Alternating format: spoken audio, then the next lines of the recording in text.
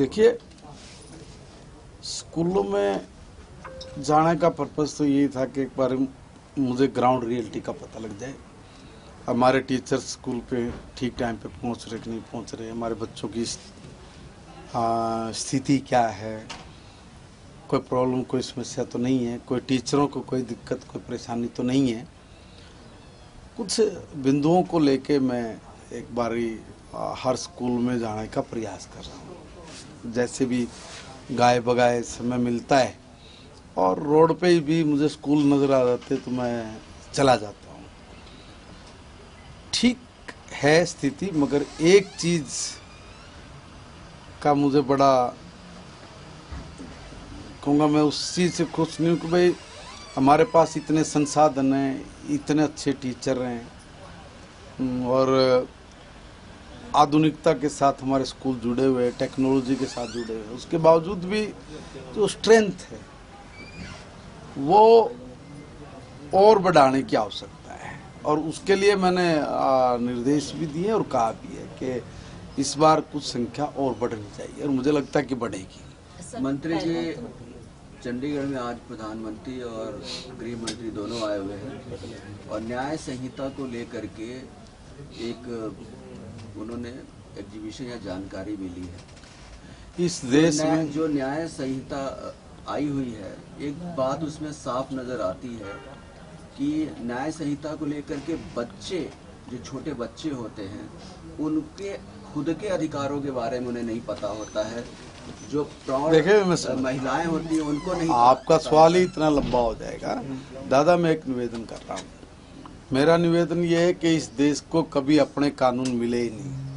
1860-61 में जो कानून हम लोगों को दिए वो अंग्रेजों ने अपने हिसाब किताब से दिए थे कि चोरी करने वाला, अब किसी ने मर्डर कर दिया तो उसके लिए अलग अलग तरह के उन्होंने अपने सजा के प्रावधान अपने बुद्धि अपनी समझ से अपने एक्टों में डाल दिए, अपने आईपीसी की धाराओं में डाल के हम लोगों को दंडित करने का काम किया। कभी कांग्रेस की सरकार ने या किसी नेता ने ये प्रयास ही नहीं किया कि वो अपने इंडियन कल्चर के हिसाब से, अपने रहन सहन के तरीके से, अपने स्टेट की विचार के हिसाब से या अपने यहाँ की भूगोलिक स्थिति के आधार पे हम लोग कोई कानून बनाएं इसकी तरफ से, और अपने देश की परिस्थिति क्या है, स्थिति क्या है, उसके हिसाब से जो कानून बनने चाहिए उस पर कभी किसी ने ध्यान नहीं दिया।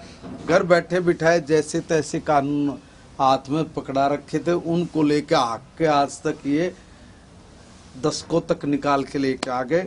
भलाओ इस देश में माननीय नरेंद्र मोदी जी का, आदरणीय अमित शाह जी का, जिन्होंने फैसला लिया कि भाई हमारे अपनी संसद हो तो अपनी संसद बन गई, अपने जो गर्व और गौरवशाली चिन्ह थे वो हमारे को मिले, वो हमें मिल गए, तो कानून भी हमें हमारा मिले तो वो बना दिए। बना के उसको लागू करवाने के लिए उसकी एक एग्जीबिशन चंडीगढ़ में ही उसको शुरू की है।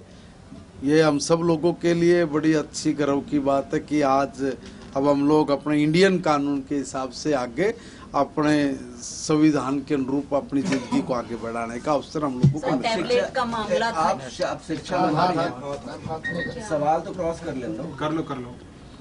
मैं पूछ रहा हूँ तो नहीं, आप शिक्षा मंत्री हैं, जो नए कानून है वो आम बच्चों तक और लड़कियों तक पहुँचे, इसके लिए कोई प्रयास हो सकता है क्या?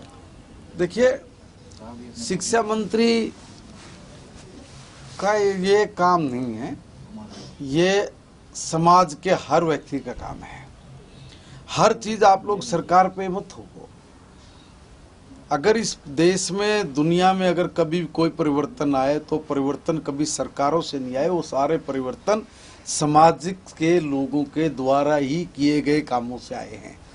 इसलिए अपने देश के जो सिस्टम है, इस सिस्टम को हम बड़े भी अपने बच्चों को प्रयास करें, बताएं, नहीं तो फिर वो अभी से अगर आप ये कहें पहली दूसरी क्लास से लॉ का एग्ज़ाम ले लो या लॉ की किताबें पढ़ाने शुरू कर दो, वो ठीक नहीं है।